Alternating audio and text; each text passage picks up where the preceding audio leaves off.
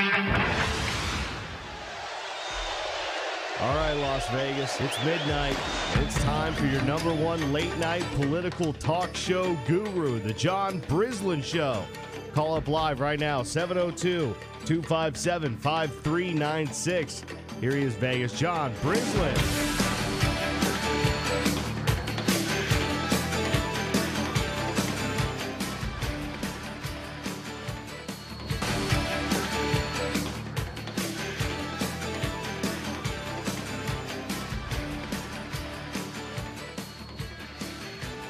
And thanks for staying up with us again, Las Vegas and everywhere west of the Rockies. We broadcast on KDON from the Rockies out to the Pacific, north to Canada, and south to our friends in Mexico. We've got a fantastic show for you tonight, folks. This is one you're going to want to call in. So let me repeat the phone number. It's 702-257-5396, 257-KDWN. We are going to be talking with retired police chief of Henderson, Mike Mayberry, about the rioting that has been happening in London. We're going to get into that, cover it in a couple of different areas. It'll be a fantastic conversation. I encourage you to join in by calling 257-KDWN or contacting me on Facebook. I have it up in front of me right now. It is John Brislin Show, spelled B as in boy, R-I-S-L-I-N. Go to Facebook and post any comments that you'd like on there. I will read them on the air. And before we get started, I would like to talk about the obligatory presidential mention, the presidential candidate mention. The Iowa straw poll has come back with a winner. And the winner, if you haven't heard already, is Michelle Bachmann. She won with 27% of the vote. Former Minnesota Governor Tim Pawlenty came in with a distant third at 13%. Ron Paul was close behind her with 27%, and so on. I'm not going to read them all out. The significance to this is it cements her into her position as top-tier candidate. And to try to undercut her, to steal some of her spotlight, we had the Texas governor. I am drawing a total blank on the Texas governor. Producer Frank, help me out. Texas governor looks like George Bush. This is Janet Reno. Janet, yes. No, not Janet. Rick Perry. Rick Perry timed his announcement. Timed his announcement to get into the race at a very strategic moment, and this is his MO. This is how he does things. He will do whatever he needs to and look like a nice guy, but he is also a politician who will stick a couple people with a knife if he needs to as well, figuratively, of course. Well, what's going to happen, in my opinion, on how this race is going to play out, Rick Perry is going to take the evangelists, the Tea Party folks, and he's probably going to split them with the I am just running really, my mind is Mitt? a senior moment. No, not Mitt. Michelle Bachmann. Anyway, Michelle Bachmann and Rick Perry are going to split the Tea Party vote, which is basically going to hand the primaries over to Mitt Romney. Then the question is, who's going to be the VP? And it's most likely going to be Rick Perry. But that'll be the test. Rick Perry carries with him a huge state, and he has a huge economic story that he can say that 40% of the votes, the 40% of the jobs that have come in the last 2 years when Obama was trying to find the jobs that he said he'd be able to find have all happened in Texas. So that's a wonderful story that he's going to be saying over and over and over to counter Barack Obama. We'll see. My hope is still that Newt Gingrich, the man with the ideas, comes back and climbs out of the 5-6% range and takes the lead. I think that somebody like him has the experience, the connections, the intelligence that's needed. But can America look past his sometimes abrasive personality? Well, we'll see. And he has a little bit of baggage too, but don't we all? That is enough of that. Let's see if we can wipe away the senior moments and now switch gears over to the London riots. London's burning! London's burning!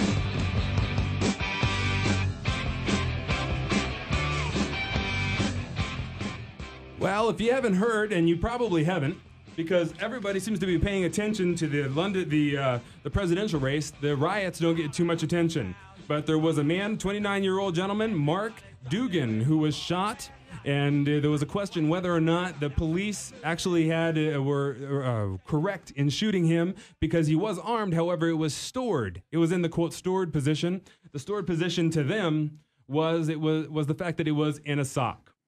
And that is the kind of question that we will shift over and hand to retired Police Chief Mike Mayberry, who is our guest tonight. And he is, well, Mike, why don't you tell us a little bit about yourself, what your history is, and what you think about the fact that a gun can be stored in a sock? Well, my name is Mike Mayberry, and I am the retired police chief from Henderson. I was born and raised in Las Vegas and been in this community my whole life. I will tell you that I did 29 years on the Henderson Police Department and actually lived through the riots that we had here back in the early 90s. And so I do have some understanding of riots. That had to have been a time. That was a very interesting time, and we'll probably talk about that a little later. But I will tell you that, obviously lots of people store guns on their ankles or in ankle holsters or in their socks. And the problem with that is that they're easily accessible. Now, I do not know the details of the shooting in England. I did try to find them out before coming on the show, but that's pretty much a hush-hush. I don't seem to be able to find any information out on it. So, you know what? I've done the same thing, and I haven't been able to find much. I don't know why that is. Whether it's just that Americans, in a way, don't care, or if it's that the investigation is being controlled because of all of the chaos that's happening over there. That is one of the things that's actually caused the chaos. The fact that the people in the area have tried to get some information from the police, and from my understanding, there was the shooting. And then the next day, you had the community leaders, along with a group of about 50 to 200 people. The exact number varies. They approached the police station and demanded information on what happened. Why was it that this man was shot, that they felt shouldn't be shot? So that demand for information right there on the scene is what sparked it all. And there isn't a lot of information even now on the internet or in the news about it. Yeah, correct. And, the difficulty is with, and I understand people wanting to find out about what happened, but police shootings are even more rare in the UK because, by and large, only special units of the police carry guns. Their normal patrol officers don't. So I would imagine they're doing a very thorough and complete investigation. And while you're in the course of an investigation, usually you don't want to draw conclusions until you're done. So while you want to appease a group of community leaders that came to the police station, it is difficult to release information within 24 hours of an incident like this. Right. And that is what the people that were in this group were demanding. Again, we're talking with retired police chief Mike Mayberry regarding the riots in London. The phone number is 702-257-5396, 257-KDWN. I want to play a quick clip here to give you a little bit of insight on the mentality that you're facing over there. This is from a reverend who basically played the role, you could say, of community leader that was also offering a certain amount of comfort to the family of Mark Dugan, who was shot. And he is trying to explain a few things that we should understand when we're dealing with this in that community. Our community, I want to point out, is this. This is not our community. Our community don't want to burn up our streets. Our community don't want to tear down they don't want to tear down the fiber that we're trying to build up. But it is somebody was last night. Yes, I'm trying. But that's the question. The question is, was it only our young people? The question is, have we understood the challenges our community have been going through over the number of years? I mean, it is sad that 8 officers have been. That 8 officers have been affected, is what he goes on to say, and affected meaning hospitalized. Now, this is one of the things that really bothers me, that we need to understand what the community has gone through, apparently, that justifies criminal action. Is this typical of a riot mentality? It is typical of that kind of mentality. The difficulty comes in where there really is no justification for this kind of criminal behavior. I mean, you really can't call it anything else. And from the clips that I saw and was able to watch all week on TV and see on the internet, I mean, primarily it was young people that were involved. There were some thoughts that there were ties to a couple of gangs that have been involved in some violence over there, but it was primarily young people, and I think that it would be my belief that having lived through something like this, that I don't think that the police thought there would be that kind of response initially, the kind of thing that ultimately wound up happening. So they were a little bit slow to react, and when people start down this road of criminality, where they start damaging vehicles and then they're burning them and then they're kicking in windows and nothing happens. When there's no immediate consequence to that kind of action, it has a tendency to feed on itself and get worse and worse and worse until finally somebody has to put their foot down and do something. Right. It does seem to go through phases. The initial phase of someone actually going to the police station and complaining, then those people get angry and start breaking some things, and then there's no response, and now the people who sit on the sidelines and wait for that moment to steal, to go in and do damage and take the, quote, free flat screen television. Why are you taking that? I'm taking it because it's free. That mentality. Those people come in a later phase. And as we'll see as we talk more about this, what ends up happening is that you have another phase where you have the community or larger leaders who will come in and try to overlay a certain kind of justification onto what's happening, onto this criminality. No, it's not criminality. We just need to understand what the history is. There's somehow a greater understanding on the part of the police and the authorities, I would guess, and the people in general, will help us understand and then forgive that criminal behavior. And as far as I'm concerned, stealing a flat screen TV has nothing to do with a political statement. It's straight up criminality. It's theft. That would be first degree arson. Yeah. And then or first degree, it would be theft and then first degree arson after you burn the store down, after you steal everything. Just lock them up. It's not a political question, but that's the things that people tried to turn it into when we talked to the leaders over there. This is I'm going to play another clip real fast here before we go to break. Folks, we are talking with Chief Mike Mayberry about the riots in London and various other things we'll get into in a minute. The phone number is 702-257-5396. And listen to this one. I want to point out is this. Because some people are still, there are some mischievous ones. I'm not going to deny that. Mischievous may be the wrong word, but there's some people who are hurting. Some young people who feel we've not got a message out there enough. We need to protect them.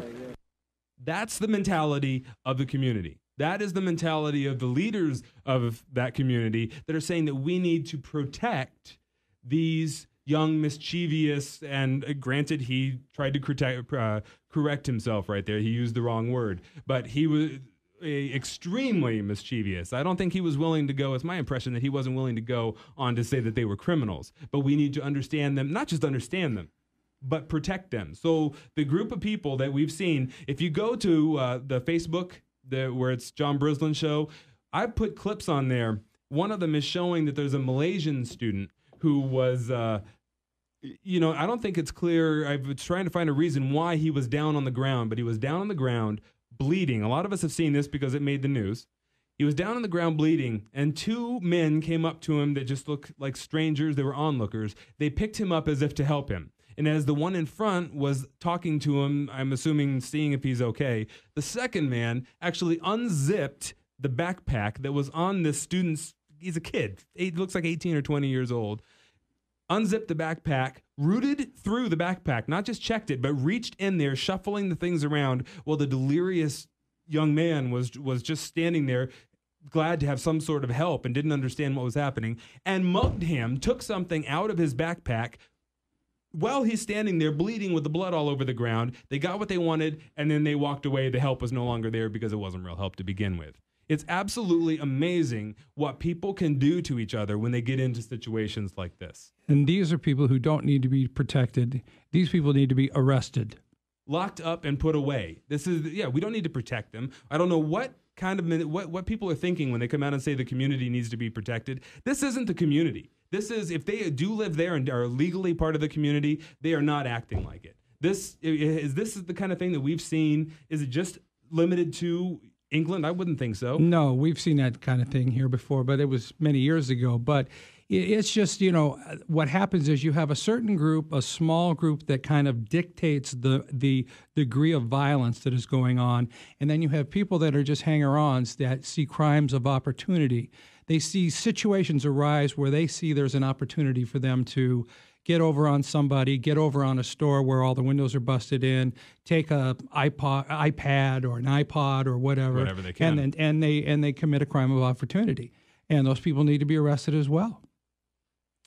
That's insane. Well, folks, we're going to go to a quick commercial. Very fast. We're going to be back in just a minute. And we are talking with Mike Mayberry, former police chief, retired police chief of Henderson. The phone number is 702-257-KDWN. Stay with us. We will be right back in just a minute.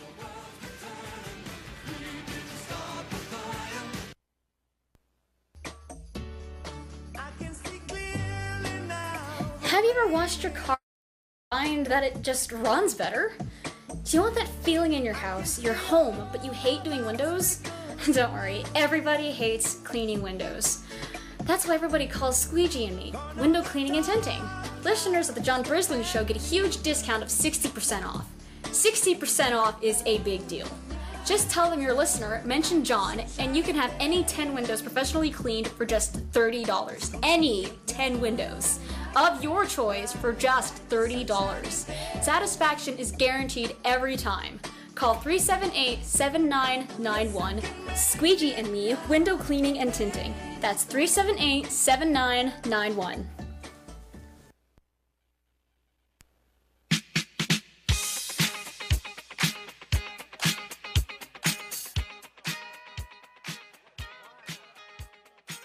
Well, folks, edible arrangements is fruit arranged like flowers. Sound like a funny idea? It is a delicious idea. Edible Arrangements specializes in creating a variety of fruit bouquets that look like a flower bouquet, but they taste much better. They're overflowing with fresh, hand-sculpted fruit. Especially, I'm going to take a little break here from what I'm saying and tell you that my favorite is the banana that is dipped in chocolate. Not just white chocolate or dark chocolate, but both. So when you go and when you call them, Todd Lemoyne at Edible Arrangements, make sure you say John Brislin says the best is the bananas dipped in white chocolate and dark chocolate, and he'll make sure to add some to your arrangement. But the arrangement usually has the fresh strawberries, pineapples, grapes, cantaloupe, honeydew, everything you could think of cut in a beautiful way. They look like flowers, they look like stars. Whatever your occasion is, they can make the perfect arrangement for you. They are wonderful artists.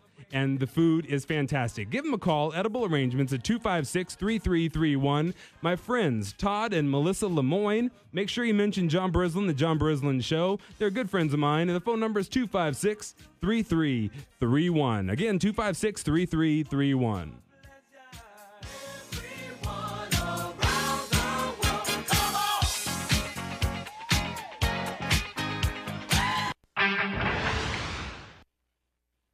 Folks, we are back with Police Chief Mike Mayberry. The phone number is 257-5396. 257-5396 is 257-KDWN. We were talking about the riots happening in London, and it is an absolute crazy mindset that you have people that are defending the actions of the criminals that are over there, trying to say that it's just mischievous and that there is some sort of greater political reason that they have for it. And we'll get into more of a geopolitical look at what's happening with the rioting that's not only in London, but also around the world. I'm thinking of, you can look at Egypt, Iran, Syria. I'm probably forgetting a couple dozen others that are on the list as well. But it's not just an isolated incident that's happening in London. And we'll get into that in the next half hour. But right now, I would like to get into a commentary that was offered on the British network that gives a little bit more of a description from a news perspective. We'll take a look at that for just a minute, and then we'll talk about it. Well, in the sense that there are still underlying tensions within the community, yes. There have been improvements. There have been improvements in policing, in the form of neighbourhood policing, for instance. There have also been numerous community outreach programmes, which, coupled together, have improved the situation. But what you've also had in recent years are some fairly high-profile, robust initiatives to tackle knife crime and gun crime within these communities. And that's meant there have been a significant increase in the likes of stop and search powers, people in these communities claiming that they are unfairly targeted by police officers in these operations. Now that has had the opposite effect of the good work that's been done and has actually increased tensions. All it required was a spark. That happened on Thursday night, of course, with the shooting of this man, Mark Duggan. Now that is the kind of thing that I'm talking about. Through the different developments, the budget cuts and different cuts to the teen programs. I'm not sure what the British teen programs are that they're talking about, but there have been cuts that obviously have affected teens. And there seems to be a perception in that area that they're being targeted. The knife crackdown, the gun crackdown, correct, is a perception that it's focused on them. And do you think that's a fair perception? Is it a common perception? It is a common perception, and I think it's fair, actually. You know, I do think that in an effort to keep citizens safe and keep crime down, that quite often minority groups feel like they're unfairly targeted. And on occasion they are, but for the most part, they are the ones that have the guns. Usually, the police are going after the people who do have the guns or the knives. But what happens is this feeling of unfairness begins to build between the police and the community, and it builds over a period of time. And then, like he said, then it just takes a spark to set it off. And I will tell you, right in the beginning of an incident like this, now in our instance, in the United States, it was the Rodney King incident.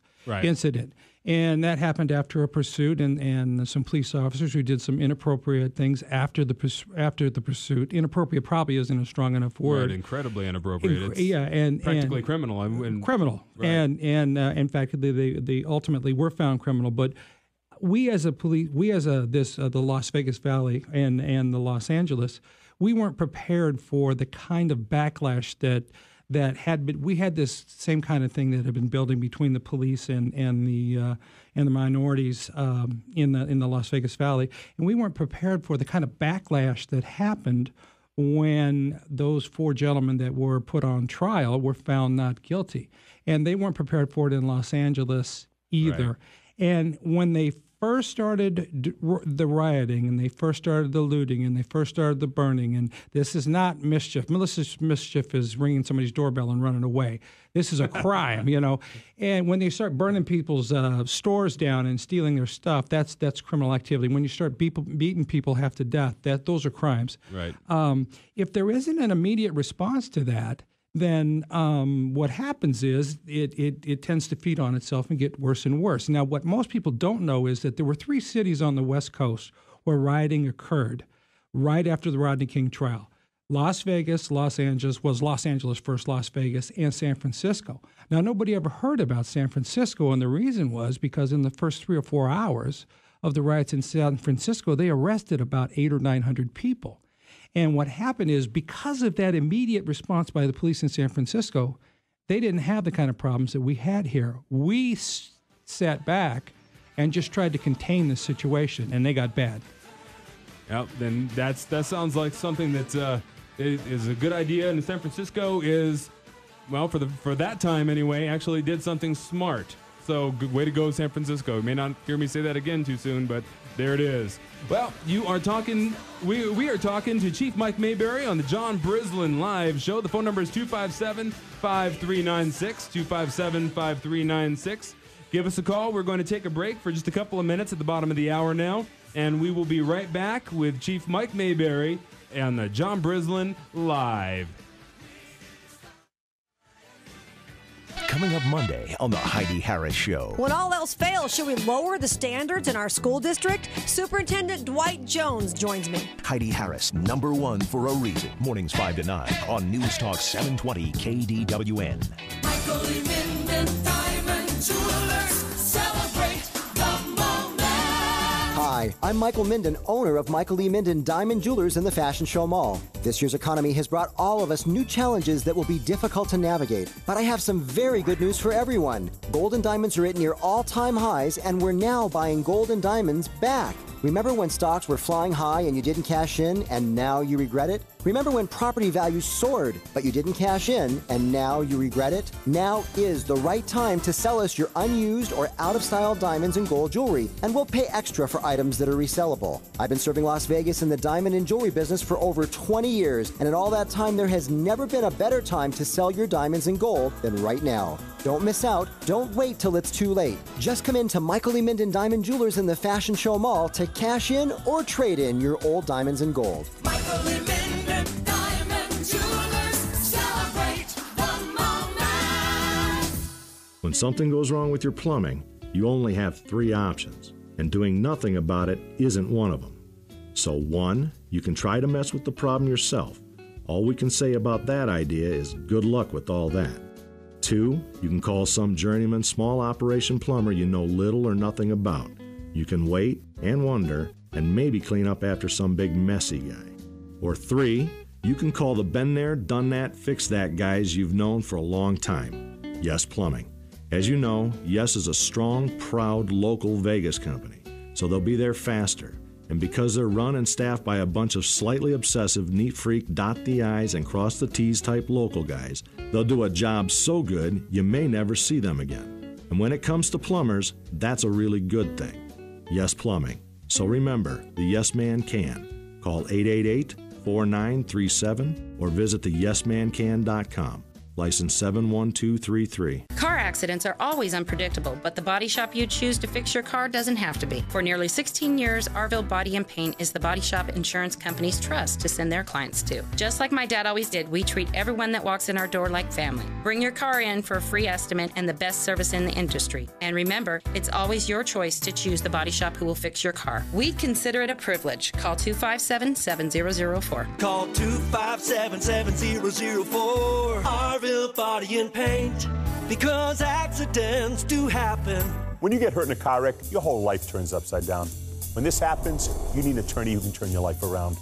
I'm attorney Glenn Lerner, and I'll fight hard to get you all the money you deserve and keep you out of the court. Glenn Lerner is the way to go. Call 877-1500. News Talk 720 KDWN, the dawn of today's talk radio. Michael Savage, weekdays 3 to 6 on News Talk 720 KDWN. What else is new? From man the torpedoes to person the prenatal clinic. I mean, the call of the submariners used to be man the torpedoes. Under Obama, it will be person the prenatal clinic. That's right. Convert the torpedo tubes into prenatal clinics and convert missile silos into women's showers. I mean, they are vertical. When you think about it, a missile silo would make a wonderful woman's shower where they'd feel comfortable on the sub. Women need to shower, you know. They don't want to sweat like a dirty man, like a dirty, filthy, sweaty man on a submarine. They should put a hair salon in one of the missile silos. Talk and attitude. Now, what does putting women on submarines have to do with national defense? Nothing. It has to do with pushing a liberal agenda. Michael Savage, weekdays 3 to 6 on News Talk 720 KDWN, where locals come to talk. News Talk 720 KDWN. Not repeating the same old news every 5 minutes all morning long. News Talk 720 KDWN brings you dependable and accurate news coverage at the top and bottom of the hour throughout the day, and breaking news when it happens, live and online at KDWN.com. Tired of traffic? We're not. The KDON Nevada Federal Credit Union Traffic Center will get you where you're going with traffic updates 4 times an hour. Mitch Kelly and Jeff Anderson give you the traffic reports that are so accurate, it's almost like they're driving your car. Always updated, always online. The latest news, traffic, and weather for Vegas at News Talk 720 KDON and online at KDWN.com. If you're hearing news on the radio, you know it's News Talk 720 KDON. News, traffic, and weather for Vegas. News Talk 720 KDWN. The dawn of today's talk radio.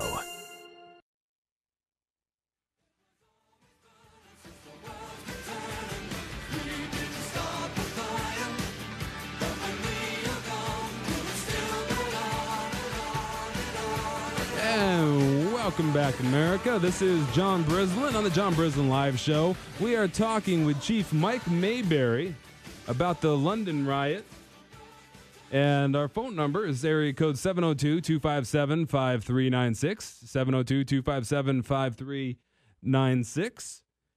And, this time, Chief, I'd like to kind of get into the idea that what led to the riots, what the overall idea is. If you bear with me for just a second, the thing that I'm talking about is that there's the political economic situation that we're facing with the financial crisis, the global meltdown, as they're talking about. The way I see it, the financial crisis started with the real estate bubble. The real estate bubble, there were the financial sector put together these financial instruments that that were based on, their value was based on the value of the underlying real estate. So those securities then, that paper was then sold around the world to various countries, various investors. And when the property plummeted and the bubble burst, that caused an economic problem around the world. And where I'm getting to the tie-in is that when the financial sector of the world was about to melt down and cause the problems that it legitimately was going to cause, they were the too big to fail, which whether or not we ever allow that again is a whole nother week to talk about. But they looked to the government. And there is a perception from the people who aren't the elites of the financial world and the elites of government, I guess you'd say the middle class and maybe the poor of the world, that the elite of the government was taking care of the elite of the financial world because the financial world put the government in place through large contributions. And whether or not this was true, there was a perception that there was no homeowners bailout. There was no middle class, I lost my job, government bailed me out. But there was a bailout for the guy making $150 million. There was a bailout for the multi-billion-dollar multinational companies. So that's the perception that I see as a problem, because the perception is that of all of the people looking at the government and saying that the government is not on my side. They're not going to help me out. And getting to the point where they're almost a type of enemy. Well, that divide between the elites, as I'm calling them, the government, the ruling class, maybe the higher, the top of the tower for the financial world and the other sectors.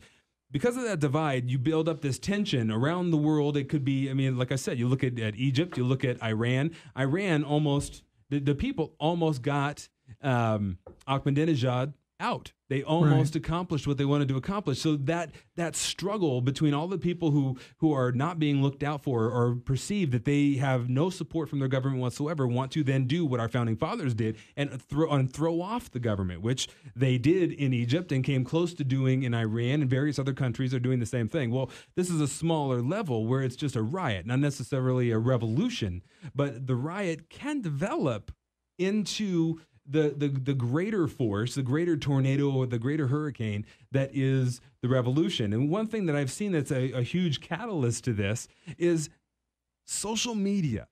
Social media, the Twitters, the Facebooks of the world, they made the Egyptian revolution possible. And the way I like to say it is that Twitter has revolutionized revolution. They are making it possible for the people to stand up and counter the enormous, overpowering force of a government, of a financial world. They are able to balance out that power. And I really think that that's what's happening, is clearly what's happening in the riots that I've just mentioned, the London riots. And are we ready for that? If it were to come here and that divide were to cause some sort of spark in the United States, are we ready? Were the British ready? Well, the British clearly were not ready for the kind of response that they got, and they're ready now. And I think that by and large, most of the large police departments of any size in the United States are ready to deal with civil unrest. And it's a very perceptive, actually, pickup by you. Whenever you have this situation where you have the haves and the have-nots, is kind of what we call them in the law enforcement world, where people feel like that they are discriminated against, and that the haves are taking care of the haves and nobody's taking care of the have-nots. When you have that kind of feeling in your community, it tends to build and build and build and build, and then any kind of incident can spark it off. And I would say that since the riots in the early 90s in the United States, we have seen a number of situations which the police have handled a lot more quickly than they were ready for in the early 90s. And the reason for it is because after that period of time, we took a look at what happened, and we started training all our officers in techniques to deal with these large-scale civil unrest situations where we immediately went to 12-hour shifts with 12 hours on, 12 hours off. And we had a number of different items that we purchased, equipment. And, in the United States, we use a lot of things that are less lethal things, tear gas and rubber bullets and bean bags and stun guns and all kinds of things that they don't usually use in the UK. And we're much more prepared. But I didn't know that. So they're not only barred from using handguns, the police, they have to use their billy clubs. They can't even have stun guns. Well, I don't, I'm not an expert on the UK police, but it is my understanding that they don't. I know that they had a big discussion this week as to whether or not at some point they were going to use some plastic bullets against people who were in the process of rioting. And, I will tell you that the discussions in the United States aren't very long about that. If you have a situation where people are rioting, police are going to respond. They're going to coordinate. They're going to set up an outer perimeter to an area. They're going to move in to where the most violent rioters are, and they're going to use some of this less lethal stuff against them. And what you find is if you arrest this small inner group of people that are actually leading the charge, that are the ones that are they kind of set the tone for everybody else, and then you stop the crimes of opportunity from occurring, then you stop the riot. What would the techniques be for countering this the social media tool that the criminals are using? It's interesting that you bring that up because just in the last couple of weeks, I know that in California, in the prison system in California, you have a number of people in the prison system who are members of different street gangs. Right. And apparently they have developed some kind of code where they're able to, and I'm certainly not an expert on this, but they're able to speak to each other through Facebook and Twitter and through what seemingly are innocuous words, able to convey messages to their gangs to go after a particular person or show up someplace or do some kind of crime or whatever. So they've found a way to get past the screeners or whatever Correct. They're called in a prison. Correct. And so what's happening is they're looking at, in all the prisons just in California right now, just in the last couple of weeks, they're looking at stopping this social networking by prisoners in the California penal system. And I think that is something that if you see it happen in California, you'll probably see it spread to other states as well. I wonder what the ACLU has to say about that. They're not going to like that. Yeah, that's typically not exactly their favorite thing. And I bet you, they seem to be selective in what issues they address. I bet you something like that, they're going to hop on that and give it the attention they feel it deserves. There's a related thing that I've seen in the news in the last couple of days. The BART system. What does it stand for? It's the Bay Area Rapid Transit out in San Francisco. Well, San Francisco was. Let me just read it off what do we have here? The CBS report. CBS is reporting that the transit agency interrupted service for several hours on Thursday evening in response to a possible planned protest that was spurred by the fatal shooting of a 45-year-old Charles Hill by BART police on July 3rd. And if you read further into this, you can find it online. Just do a Google search on it. Basically, what it's going to tell you is that they shut down the cell towers. They interrupted the underground cell phone and wireless service at several, I'm reading now, at several downtown San Francisco stations in an attempt to disrupt a possible protest. This has ACLU jumping on it. I bet you that they're already drooling if they're not already there. I'm sure they're already there. But this is a tool that it seems like we can use if there is some sort of criminal behavior. I don't know that we can necessarily use it in anticipation, which it seems was what BART did, in anticipation of the criminal behavior. But at what point do you say, as a police force, we need to be able to protect our citizens? And if these cell phones are being used as a weapon in this case, and in the prison case, then we can turn them off. Mm-hmm. We've got the switch. We can flip the switch. Yeah, well, exactly. And I didn't mean to infer that prisoners in California have cell phones. But they do have access to computers, which is how they communicate. But it would seem to me that this is a good use of technology by a police agency to stop, even the potential harm of the people who are going to be involved in the civil unrest. The whole point is to keep the community safe and to keep property safe. You know, if you own a store or something in one of these downtown areas where they're going to attack, I mean, you don't want your windows kicked in and all of your stuff stolen.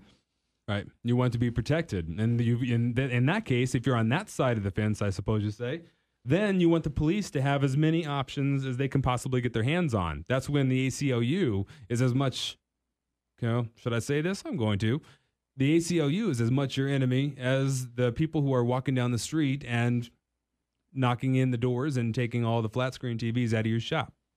But now that was John Brislin that said that, not Mike Mayberry. That was absolutely John Brislin on the John Brislin Live Show. The phone number, if you disagree or agree, is 702-257-5396. It's 257-KDWN. And we are talking with retired police chief Mike Mayberry and about the London riots to begin with and the effect that they may have on the United States and some of the I guess you say the global reasons of why it's happening. And I think that we need to start paying attention here in the United States to the fact that this separation that I've already mentioned could be hitting our shores. It could be getting into our country. And you look at the Wisconsin recall vote, that's not a violent thing by any means. It's actually a wonderful exercise in democracy. It's a wonderful, peaceful protest where if you're not following the Wisconsin State Senate race, which normally no one would follow the race, but when Wisconsin passed a vote earlier on this year to, as they say, gut the rights of the public employee unions, the public employee unions rose up and got the signatures that were necessary to do a recall vote on the senators that they needed that voted against the union. So in Wisconsin, if you vote against the union, well, then you're going to be voted out of office in a recall vote as soon as they can get the signatures together. Now that's actually a healthy exercise in democracy for the most part.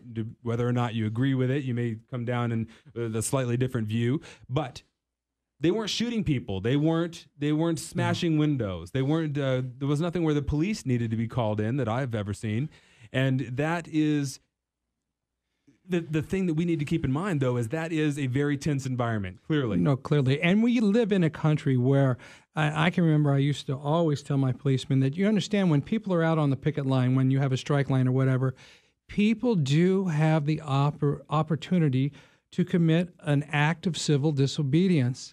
as long as it's not violent. And they have the opportunity to get arrested. Some of them usually are designated beforehand to get arrested so they can get into court and actually say what they want to say before a judge and see if they can get some decision in their favor. That's the American way. And I don't have a problem with that. But there is nothing in that type of civil disobedience that allows you to light the building or that you're standing in front of, or the street that you blocked when you get the people out of it to turn their car over and burn it. Absolutely, and that's what seems to be done in a lot of the cases. We've seen it here in Las Vegas, and that's the nonsense. That's a nonsense aspect of it. Well, we're going to take a quick break. This time, I mean a fast one. We will be right back. We are talking with Police Chief Mike Mayberry with the John Brislin Live show. And our phone number is 702-257-5396, 257-5396. And we will be back in 1 minute and 30 seconds.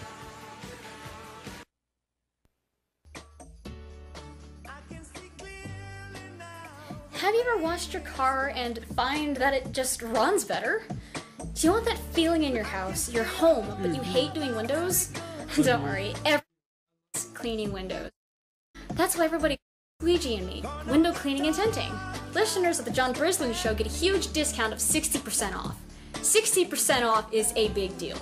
Just tell them you're a listener, mention John, and you can have any 10 windows professionally cleaned for just $30. Any 10 windows of your choice for just $30. Satisfaction is guaranteed every time. Call 378-7991. Squeegee and me, window cleaning and tinting. That's 378-7991.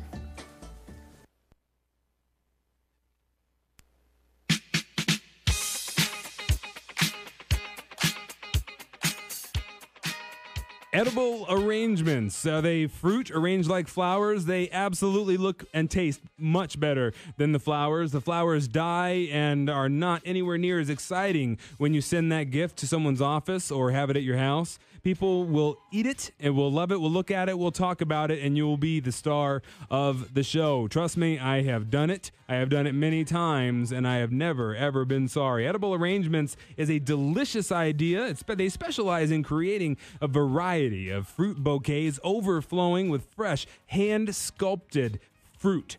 Made to order in the size that you select and filled with fresh strawberries, pineapples, grapes, cantaloupe, and honeydew.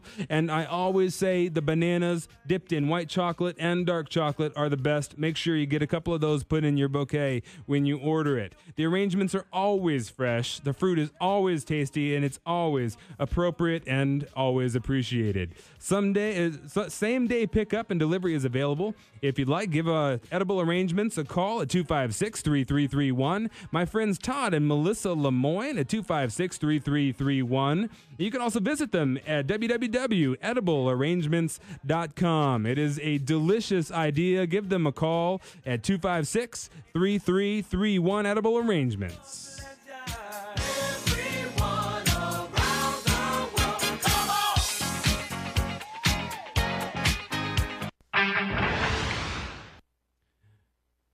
We are back, folks. We are talking with retired police chief Mike Mayberry.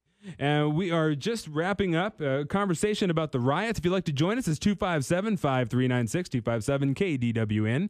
And we are, right now, the thing that bugs me is that we have got to have leadership in this country that apparently they haven't had around the world, and they are right now lacking in Great Britain, that's for sure. As a result, they've got the riots. Arguably, that's an indirect, at least, result. The riots are of this poor leadership that they've got. And I think that is what we're looking at with D.C., of course, here in America.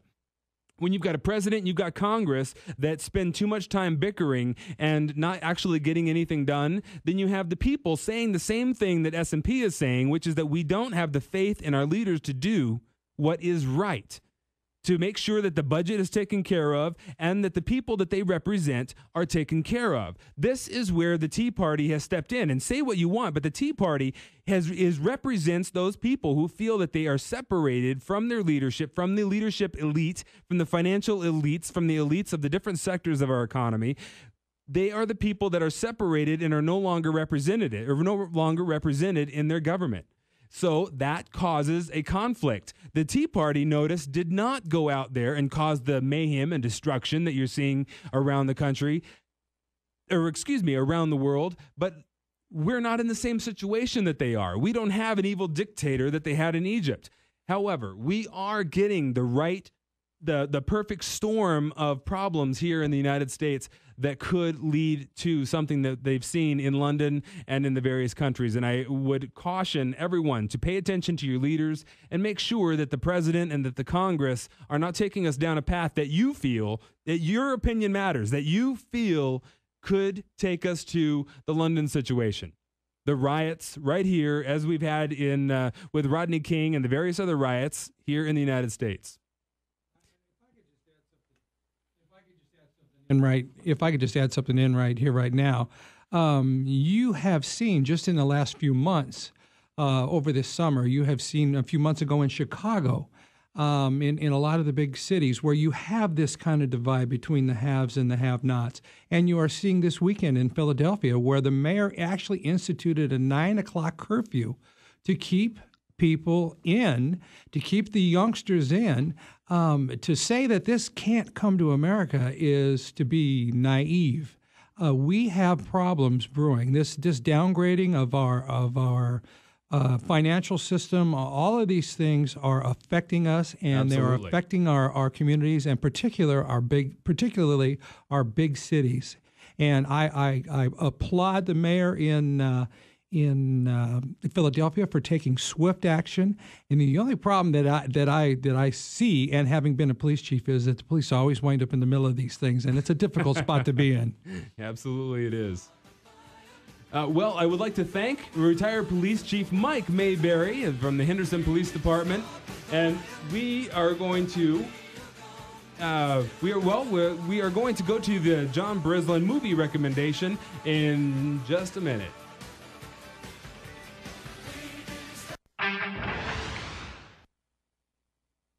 Less than a minute, actually. The movie recommendation this week is something that you have mostly everyone that's listening to my voice has already seen this. If you haven't, I would be shocked, but this is worth seeing again because I want you to look at it in a different way. There are certain things, when I recommend these movies, I'm not recommending them because they are the visual equivalent of a Happy Meal, that they may or may not be good for you, but they sure are entertaining. That's not what I'm going for. When I recommend these movies, I want you to look at it with a political eye and what the movies are trying to say, who's trying to say it, what the message is, how it's being seen by the audience. There's a lot to the American cinema that's overlooked. Sometimes Hollywood completely lets us down and doesn't care and puts nothing of any type of meat in the movies, but sometimes they do. And this one has meat to it. I'll get to it in just a second. Here we go. The house began to pitch. The kitchen took a slitch. It landed on the Wicked Witch. Oh. In the middle of a ditch.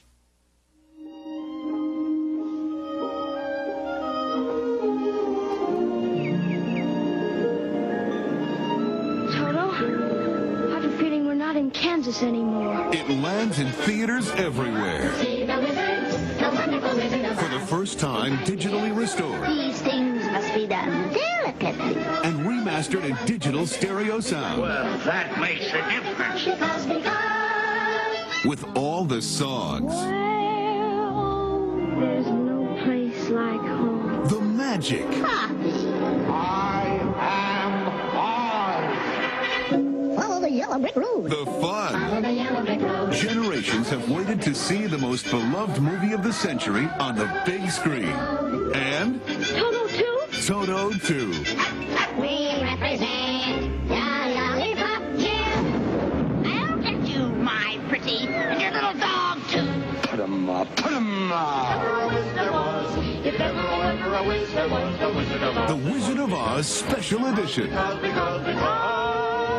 Because of the wonderful. Digitally restored and remastered in digital stereo sound. You've never seen Oz like this.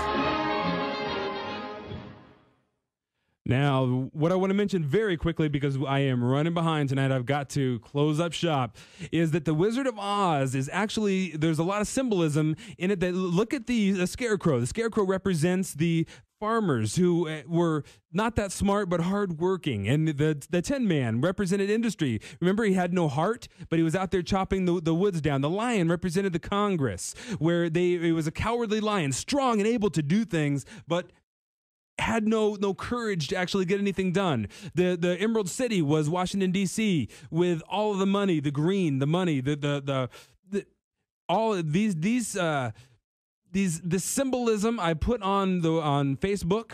You can go to Facebook, and it's a John Brislin show on Facebook, and check out the link that goes to all the different symbolism that you find in The Wizard of Oz. And it is a fantastic use of American cinema to learn. And that is the kind of movie recommendation that I always give every single week. Please look deeper into the movies, and we will talk about it next week. So this has been the John Brislin Live Show, and I appreciate everyone who has tuned in. Thank you very much. I will see you again. I will listen to you and talk to you again next week. In the meantime, remember that America is advanced citizenship. You have got to want it bad, because it is going to put up a fight, and we will be here fighting for it every week, Saturday midnight on the John Brislin Live Show. So, with that, good night, America, wherever you are.